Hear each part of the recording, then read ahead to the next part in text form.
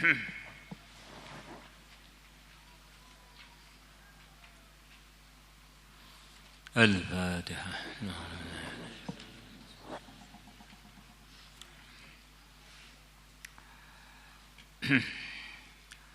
Bismillahirrahmanirrahim.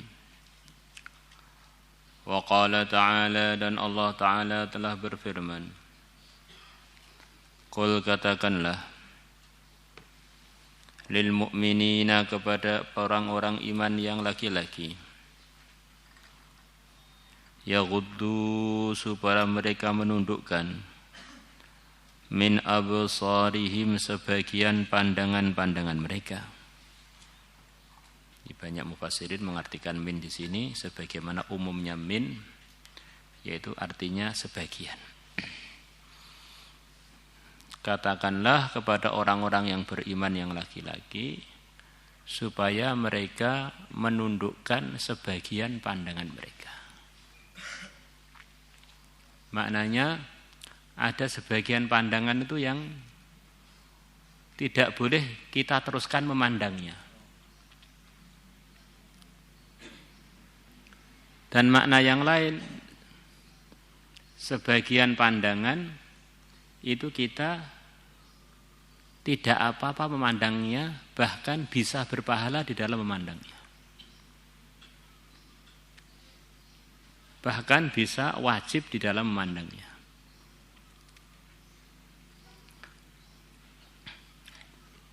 Apa Pak pandangan yang perlu ditundukkan? Di antaranya kita tidak memandang yang tidak halal untuk dipandang. Seperti selain istri kita, selain mahram kita. Bahkan memandang benda-benda mati yang menyebabkan kita berhasrat kepada kemaksiatan. Sebagaimana dalam kitab-kitab fikih yang telah kita pelajari, termasuk dalam Al-Baijuri, dalam babun nikah di situ diterangkan kurang lebihnya, kalau ada orang memandang tiang, tapi dia ini memandang tiang terus berhasrat untuk maksiat, memandang tiang untuk dia waktu itu dosa. Kan mungkin orang saking peningnya terus memandang tiang teringat hal-hal yang tidak baik. Akhirnya dia enggak boleh memandang itu karena dia ada keinginan maksiat ketika memandang itu, bahkan bermaksiat. Ya.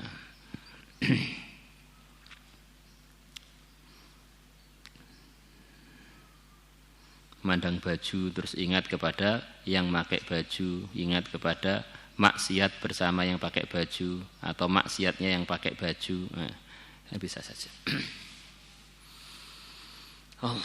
Wa yahfadhu furujahum, dan supaya mereka menjaga kemaluan-kemaluan mereka. Perintah wa yahfadhu furujahum selepas yaghuddu min absarihim. Walaupun wawu itu bukan untuk tartib aslinya, tetapi ini semacam isyarat bahwa orang itu akan sulit menjaga kemaluannya dari maksiat kalau dia tidak menjaga matanya dari maksiat. Makanya ja'a Zaidun wa Amrun.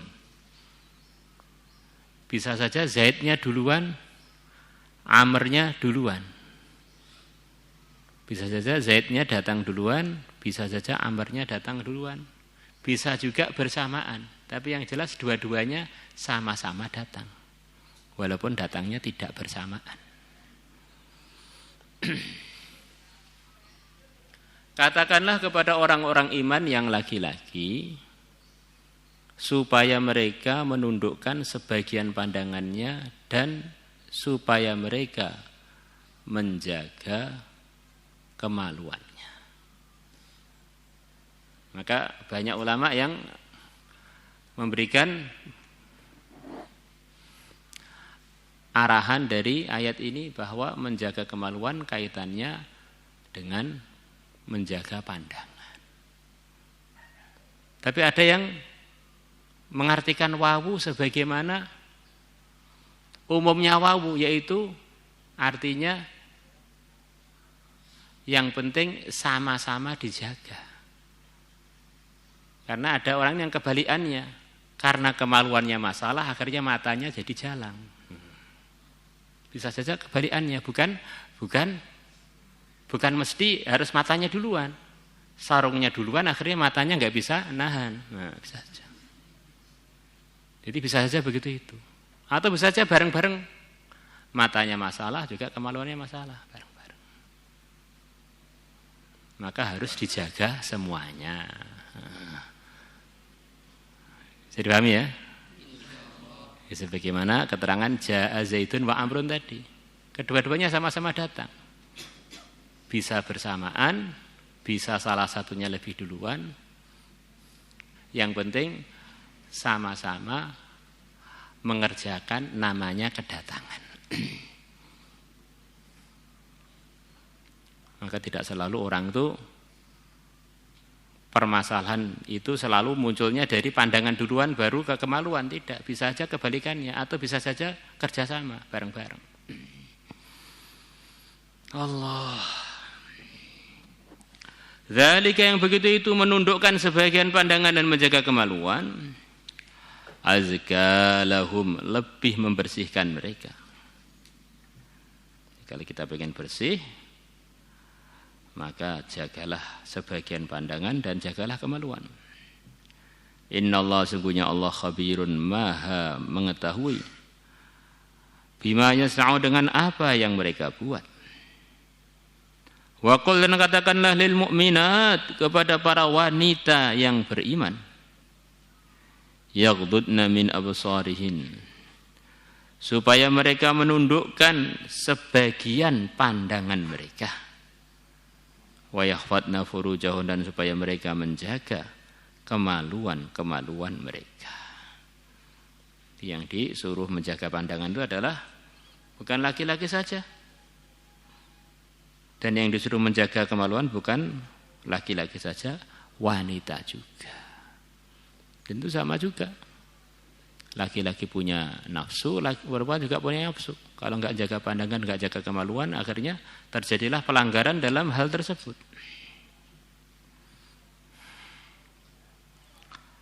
Wa qala ta'ala, dan Allah Ta'ala telah berfirman, wal hafizina furujahum wal hafizati wadh-dhakirina Allah katsiran wadh-dhakirat a'addallahu lahum maghfiratan wa ajran 'azima. Wal hafidhina, dan para laki-laki yang bisa menjaga furujahum, kemaluan-kemaluan mereka. Wal hafidhati, dan wanita-wanita yang menjaga kemaluan-kemaluannya. Wadh-dhakirina Allah katsira, dan para laki-laki yang mengingati Allah dengan ingat yang banyak. Wadh-dhakirati, dan para wanita yang mengingati Allah dengan ingat yang banyak. Dalam surat Ahzab ayat 35 ini ada 10 golongannya orang beriman yang punya amalan-amalan yang istimewa. Dan Allah janjikan untuk 10 orang itu maghfiratan wa ajran 'azima, ampunan dan pahala yang agung. Kalau orang itu sudah diampuni oleh Allah, ya pasti ahli surga, pasti beruntung. Orang bilang bisa masuk surga sebelum diampuni oleh Allah. Maka kalau mereka sudah diampuni oleh Allah, ya pasti bagian dari penduduk surga. Maknanya dia akan wafat husnul khatimah.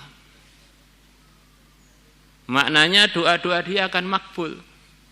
Di dunia ini ada orang-orang yang enggak punya dosa, yaitu para nabi, para rasul. Maka mereka makbul, ditolong oleh Allah, dibela oleh Allah, pimpinan-pimpinan hidayah. Maknanya orang itu harus dianugerahkan oleh Allah, dia ini tinggal hidayahnya tok di tubuhnya, itu kotorannya enggak ada.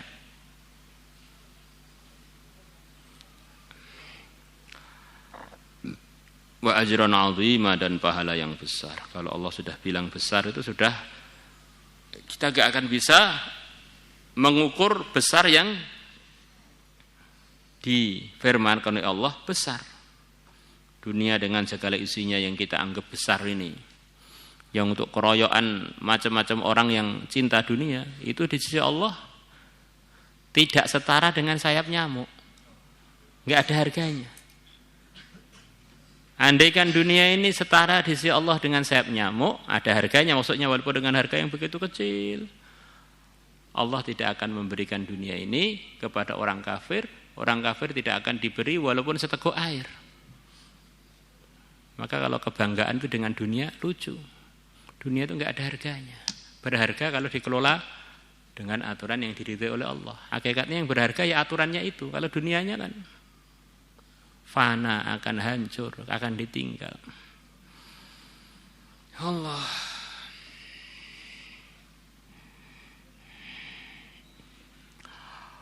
Wa an Sahl bin Sa'd radhiyallahu anhu qala Rasulullah sallallahu alaihi wasallam, man yadman li, barang siapa yang menjamin untuk aku, ma perkara baina lahyaihi, yang terletak di antara dua rahangnya, maksudnya lidahnya.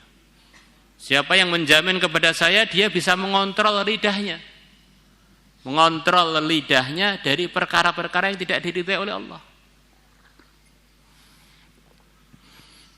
Wa ma baina rijlaihi, dan perkara yang terletak di antara dua kakinya. Dan dia menjamin kepada saya bahwa dia bisa menjaga kemaluannya.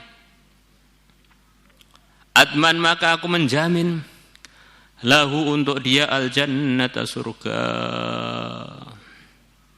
Semoga termasuk kita. Hal jazaa'ul ihsani ihsan, kebaikan akan dibalas Allah dengan kebaikan. Al jaza' min jinsil amal, balasan itu dari jenisnya amalan itu.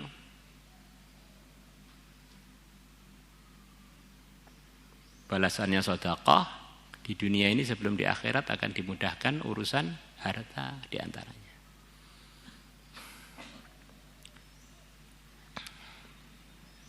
Balasan urusan menjaga kemaluan, dari kemaluan jadi asbab munculnya generasi. Kalau orang bisa menjaga kemaluannya, maka Allah akan keluarkan dari kemaluannya generasi yang saleh. Allah ceritakan bagaimana sifatnya ibunya Nabi Isa, yaitu Sayyidah Maryam. Allah sifati beliau dengan sifat dia telah menjaga kemaluannya. Maka keluar darinya seorang anak, yang anak ini jadi asbab hancurnya seluruh kebatilan tuntas di akhir zaman. Diberi anak yang luar biasa solehnya, karena ibunya bisa menjaga kemaluannya juga luar biasa sempurnanya. Wallati ahsanat farjaha fanafakhna fiha min ruhina wa ja'alnaha wa ibnaha ayatan lil alamin. Dan wanita yang dia telah bisa menjaga kemaluannya, Sayyidah Maryam, maka aku tiupkan pada dirinya min ruhina, dari roh kami, maksudnya dari roh yang dikehendaki oleh Allah, nyawa yang dikehendaki oleh Allah untuk ditiupkan pada dia, yaitu nyawanya Nabi Isa, ditiupkan tanpa melalui pernikahan. Jadi antara artinya min ruhina. Ada yang mengatakan min ruhina maksudnya malaikat Jibril datang, roh itu namanya malaikat Jibril, meniupkan janin kepada Maryam, janinnya Nabi Isa. Lepas itu bagaimana? Allah jadikan dia, yaitu Maryam dan anaknya, menjadi tanda kebesaran Allah untuk seluruh alam. Faja'alnaha wa ibnaha ayatan lil alamin. Seluruh agama selepas Maryam dikenalkan oleh Allah dengan Maryam, wanita idola, wanita percontohan. Semuanya nanti di akhir zaman akan tahu bagaimana hebatnya putranya Maryam, yaitu Nabi Isa, satu-satunya yang bisa mengalahkan Dajjal, satu-satunya yang bisa menghancurkan tuntas Ya'juj Ma'juj, dari wanita yang telah menjaga kemaluannya, yang telah resmi, dia telah lulus dalam urusan itu. Peresmiannya langsung Allah sendiri yang meresmikan, wallati ahsanat farjaha. Maka kalau pengen anak itu jadi asbab hidayah, tegaknya yang hak, hancurnya yang batil, diantaranya dengan menjaga kemaluan kita. Kalau sudah terlanjur Pak, pintu tobat selalu terbuka bagi orang yang sungguh-sungguh. Wal muradu bima baina yahlaihi al-lisanu adalah lidah, wa ma baina rijlaihi al-farju adalah kemaluan. Maulaya salli wa sallim daiman